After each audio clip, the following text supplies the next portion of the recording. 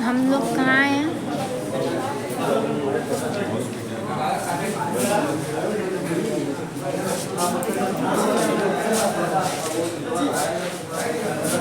ये मैं Sudama fracture clinic के पास खड़ी हुई हूँ और यहाँ मैं अपने हस्बैंड को लेकर के आई थी और यहाँ पे ये बोल रहे हैं कि भाई ये इलाज नहीं करेंगे मेरे हस्बैंड का। रीज़न क्या है? रीज़न ये है कि हम लोगों ने एफआईआर की थी, एक्सीडेंटल केस था तो एफआईआर की थी, तो ऑपरेशन यहीं पे हुआ है, दवा इलाज सब यहीं पे हुआ है। मगर ये बोल रहे हैं कि मैं पुलिस वालों को मेडिकल डॉक्यूमेंट जो है वो नहीं दूंगा, तुम जा कर के कबीर चौरा से अपना बनवा लो मेडिकल डॉक्यूमेंट। तो हम लोगों का दवा इलाज सब यहीं हुआ है, तो हम लोग फेक डॉक्यूमेंट क्यों जा कर के कबीर चौरा से बनवाएं। और इन्होंने ये बोला कि मैं यहाँ पे नहीं इलाज करूँगा। अभी मैं ले करके अपने हस्बैंड को आई हूँ सुदामा फ्रैक्चर क्लिनिक रविंद्रपुरी बनारस, मगर ये बोल रहे हैं कि मैं नहीं इनको देखूँगा। अब आप बताइए क्या किया जाए। मैंने 112 नंबर पर डायल किया है, पुलिस वाले आएंगे, पुलिस वाले देखेंगे, वही बताएंगे। डॉक्टर मुझे लिख करके दें कि ये इलाज नहीं करेंगे। अब सुदामा फ्रैक्चर क्लिनिक में जो डॉक्टर हैं उन्होंने इलाज नहीं किया, ड्रेसिंग नहीं की। हम लोग 2 घंटे सड़क पे बैठे हुए थे, तो इसलिए हम लोग को जब घर पे आए तो ड्रेसिंग करना तो बहुत ज़रूरी था। और जो लड़का वहाँ ड्रेसिंग करता था उसको ही बुलाया गया, वो भी नहीं आया। तो मजबूरी में मेरे हस्बैंड को बहुत ज़्यादा प्रॉब्लम हुई थी, तो उन्होंने बोला कि तुम ड्रेसिंग कर दो। मुझे ड्रेसिंग करना नहीं आता, बट मैं बहुत मुश्किल से मैं देखिए हिम्मत जुटा करके मैं ड्रेसिंग कर रही हूँ।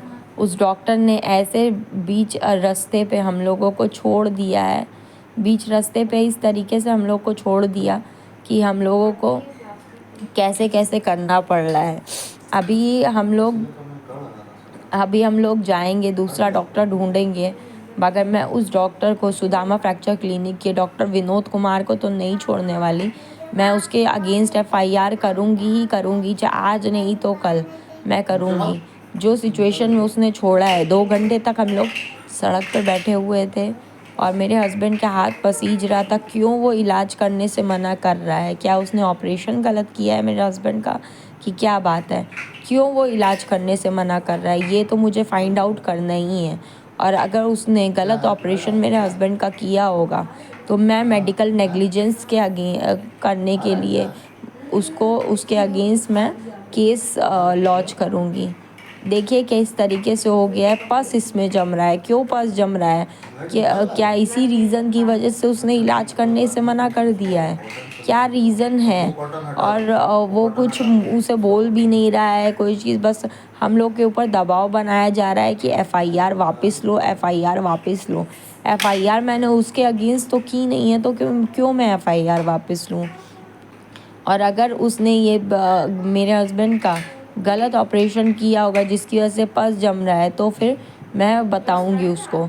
मैं कल दूसरे डॉक्टर को दिखाने लेकर के जाऊंगी और वहाँ ले जा कर के मैं दिखाऊंगी कि क्या चीज़ है, क्या बात है, कि क्यों वो इलाज करने से मना कर रहा है। ये तो मुझे पता लगाना ही लगाना है, क्योंकि ऐसे डॉक्टर अगर गलत करते रहेंगे तो हम लोगों का क्या होगा। एक इंसान डॉक्टर के पास ये सोच करके जाता है कि डॉक्टर सही कर देगा। उन्होंने मेरे हस्बैंड का दोनों हाथ ऑपरेट किया है। अगर क्यों इसमें पस जम रहा है, क्या रीज़न है, ये मुझे फाइंड आउट करना है।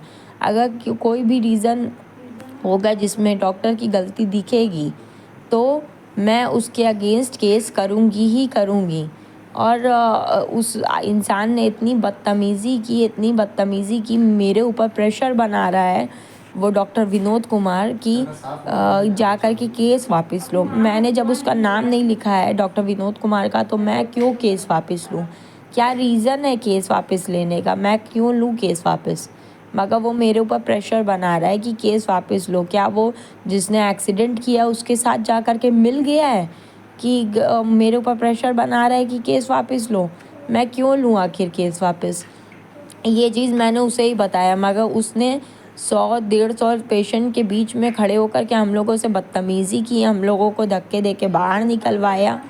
पुलिस वाला आया तो वहाँ से वो भाग गया, डॉक्टर विनोद कुमार, उससे मिला नहीं। और पुलिस वाले के जब मिला पुलिस से तो बोल रहा है कि कबीर चौरा से फेक डॉक्यूमेंट बनाने को बोल रहा है पुलिस वाले के सामने, और पुलिस वाले ने भी उसके ऊपर कोई एक्शन नहीं लिया। तो ये क्या हो रहा है हम लोगों के साथ? क्या ये यही सब होता रहता है? आपको बता भी नहीं सकते उस नीच विनोद कुमार जो सुदामा फ्रैक्चर क्लिनिक का डॉक्टर है, उसकी वजह से हम लोगों ने क्या क्या फेस किया है। उसकी ड्यूटी थी कि वो इलाज करता, मगर जो कि उसने अपोजिट जिसने एक्सीडेंट किया है उससे वो मिल गया है, तो इसलिए वो एफआईआर वापस करने के लिए हम लोगों के ऊपर दबाव बना रहा था। और हम लोगों ने उसका विनोद कुमार का नाम भी नहीं डाला था एफआईआर में, मगर फिर भी वो एफआईआर वापस करने के लिए दबाव बना रहा था हम लोगों के ऊपर। और जब हम लोगों ने नहीं लिया एफआईआर वापस तो उसने इलाज करने से मना कर दिया। और आगे आगे आप लोग देखिएगा कि क्या क्या उसने हम लोग के साथ किया है, क्योंकि ये वीडियो को मैं बहुत दिन बाद डाल रही हूँ। हम लोगों ने अपनी लाइफ में क्या क्या प्रॉब्लम फेस की है वो सब मैं आपको बताऊँगी। 2 घंटा हम लोग मतलब मैं ले करके यहाँ से गई थी इतनी दूर से रविंद्रपुरी, और वहाँ पे मैंने काफ़ी रिक्वेस्ट की, नहीं उसने 100-150 पेशेंट के बीच में खड़े होकर बदतमीज़ी की और बोला कि मैं नहीं इलाज करूँगा जब तक तुम लोग एफआईआर वापस नहीं ले लेते। मैंने कहा कि भाई एफआईआर में आपका नाम तो है नहीं, तो क्यों आप इतना दबाव हम लोगों के ऊपर बना रहे हैं, क्यों इतना प्रेशर बना रहे हैं? तो बोला मुझे वो नहीं मालूम, मैं इलाज तब तक आगे का नहीं करूँगा जब तक आप एफआईआर वापस नहीं लेते। तो मैंने ये बोला कि देखो आपके यहाँ दोनों ऑपरेशन हुआ है, आप ड्रेसिंग कर दो, कैसे मैं एकदम से ढूंढूंगी, मेरा इनका दोनों हाथ टूटा हुआ है, कैसे कैसे मैं गाड़ी चलवा के ऑटो करके धीमे धीमे चलवा के मैं इतनी दूर से इनको लेकर के आई हूँ आपके उस पे कि, और आप यहाँ पे ये हरकत कर रहे हो, इतनी गर्मी है, प्लास्टर लगा के आपने टाँके पे प्लास्टर लगाया हुआ है, पसीना हो रहा है, ऑलरेडी बहुत इरिटेट हो रहा है इंसान कि कब सही होगा कब सही होगा। बीच अधड़ में आप ये चीज़ मत करो हम लोगों के साथ।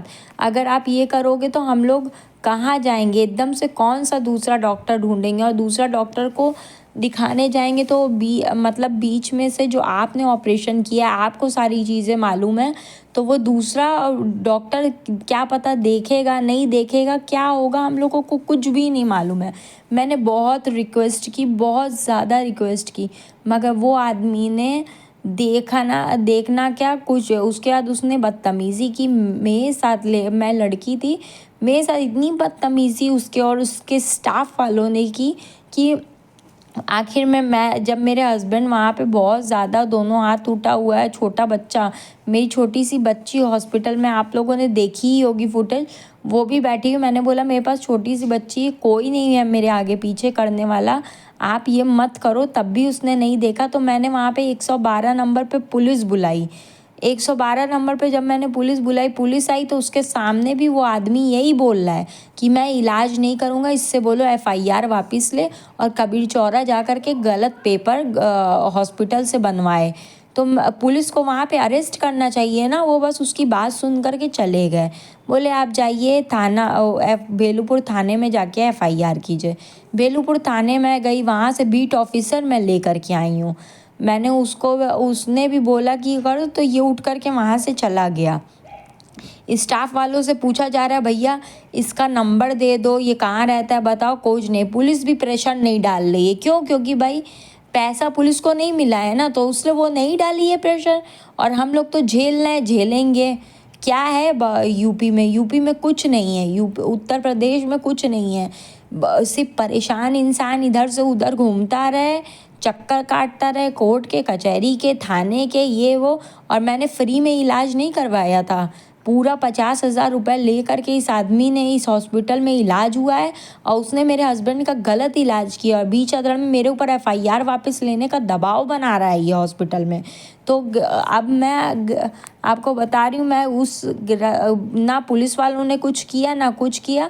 मैं बार बार पुलिस स्टेशन तो दौड़ नहीं पाई, या तो मैं अपने हस्बैंड को देख लूँ इस मरती हालत में, या तो मैं बार बार पुलिस स्टेशन दौड़ूँ। पुलिस वालों ने बोला अब जब आप दोबारा आइएगा तभी मैं कुछ करूँगा। उसके बाद पुलिस वालों ने कुछ नहीं किया और मैं अपने हस्बैंड को वापस लेकर के आई हूँ। उसके बाद मैं डर के मैं ड्रेसिंग कर रही हूँ। मेरी छोटी सी बच्ची है, किसी को कोई वो नहीं। योगी जी कहते हैं कि यहाँ उत्तर प्रदेश में सबके लिए एक समान कानून है, मगर नहीं, पैसे वालों के लिए अलग कानून है, गरीबों के लिए अलग कानून है। गरीब सिर्फ दौड़ता रहे, परेशान होता रहे, बस ये कानून है उत्तर प्रदेश में, और कुछ नहीं है। मैंने तो इतना झेल लिया, जाके पुलिस स्टेशन बैठी रहती हूँ, कोई कुछ नहीं करने वाला। अभी तक वो आदमी जो मार करके जो लड़का भागा है वो अभी तक पकड़ाया नहीं। मैं कई बार पुलिस स्टेशन जाके पता कर चुकी हूँ। बोलते हैं कि अभी पुलिस वाले बोलते हैं कि अभी देखिए मोदी जी आ रहे हैं, उनकी सिक्योरिटी में ड्यूटी लगी हुई है, योगी जी आ रहे हैं, उनकी सिक्योरिटी में ड्यूटी लगी हुई है। अरे हम लोगों का क्या, हम लोग गरीब इंसान हैं, हम लोगों का क्या? हम लोगों की FIR पे कब वो एक्शन होगा, कब वो बंदा पकड़ाएगा? उसका दोनों एड्रेस है, अभी तक वो आदमी पकड़ाया नहीं गया। क्या पुलिस का प्रेशर होता तो अभी तक वो पकड़ाता नहीं? वो पकड़ाता, मगर क्योंकि हम लोग गरीब है ना, हम लोग के पास इतना पैसा नहीं, इसलिए हम लोग इतना परेशान हो रहे हैं। आज मैं बिना कोई डर के ये बात कह रही हूँ, क्योंकि अब मेरे पास कुछ बचा नहीं है खोने को, कुछ भी नहीं बचा है। पैसा नहीं है, कुछ भी नहीं है मेरे पास खोने को। मैं बस मैं अभी ऐसी हालत है, या इंसान जिएगा या मरेगा, कुछ भी ऐसी हालत है। पैसा दे के मैंने ऑपरेशन करवाया कि मेरे हस्बैंड का सही इलाज हो जाएगा, मगर उसने सही इलाज तक नहीं किया। आप लोग नेक्स्ट वीडियो देखिएगा, आप लोगों को पता लगेगा कि क्या उसने हम लोगों के साथ किया है। मैं इतने दिन से क्यों वीडियोस नहीं डाल पा रही थी, मैं क्या क्या प्रॉब्लम फेस कर रही थी, वो सब आप लोग देखिए और आप लोग बताइए क्या ये हम लोगों के साथ सही हो रहा है? क्या एक गरीब को न्याय पाने का हक नहीं है? क्या उसको जस्टिस नहीं मिल सकता है? पुलिस योगी जी, मोदी जी की सिक्योरिटी के लिए ड्यूटी दे सकती है, मगर हम लोगों को, मेरे हस्बैंड को जो मार करके जो आदमी भागा हुआ है, उसका एड्रेस दोनों मिलने के बावजूद भी उसे अरेस्ट नहीं किया जा रहा। क्यों ऐसा हो रहा है हम लोगों के साथ? इसने मेरे हस्बैंड का गलत इलाज किया है, इलाज करने से मना कर रहा है, बीच अधड़ में छोड़ रहा है, बदतमीज़ी कर रहा है, 112 की पुलिस के सामने भी झूठा कागज़ बनाने को बोल रहा है, फ्रॉड करने को बोल रहा है। इसके खिलाफ कुछ नहीं हो रहा है। क्यों नहीं हो रहा है? यही है उत्तर प्रदेश का कानून। उत्तर प्रदेश में यही कानून चल रहा है। सब देख लिया भाई, सब कुछ देख लिया। अब आप लोग फैसला करो, जो आप लोग वीडियो देख रहे हो। आगे भी मैं वीडियो डालूंगी और आप लोग देखना कि मैंने अपनी ज़िंदगी में क्या क्या खो दिया है, क्या क्या मेरे पास अब कुछ नहीं बचा है, कुछ भी नहीं बचा है। अब आप लोग देख करके मुझे बताना, और ये वीडियो इतना वायरल करना कि योगी जी के तक ये पहुँचे ये वीडियो, और वो बताएं कि ये क्या हो रहा है। जब तक सोशल मीडिया के थ्रू, कोई पावर सोर्स के थ्रू अगर ये बात किसी नेता के कान तक नहीं पहुंचेगी, तब तक क्या एक आम इंसान को न्याय नहीं मिलेगा? यही है उत्तर प्रदेश का कानून, यही हो रहा है हम लोगों के साथ। देख लो, ये रविंद्रपुरी में, मेन बनारस में बैठ कर के ये आदमी फ्रॉड कर रहा है। कागज़ FIR वापस लेने के लिए हम लोग के ऊपर प्रेशर बना रहा है, ना लेने पे मेरे हस्बैंड का इलाज नहीं कर रहा। तो बताओ, ये उत्तर प्रदेश का कानून ये सही है? सही हो रहा है ये हम लोगों के साथ? क्या हो रहा है, देख के बताओ।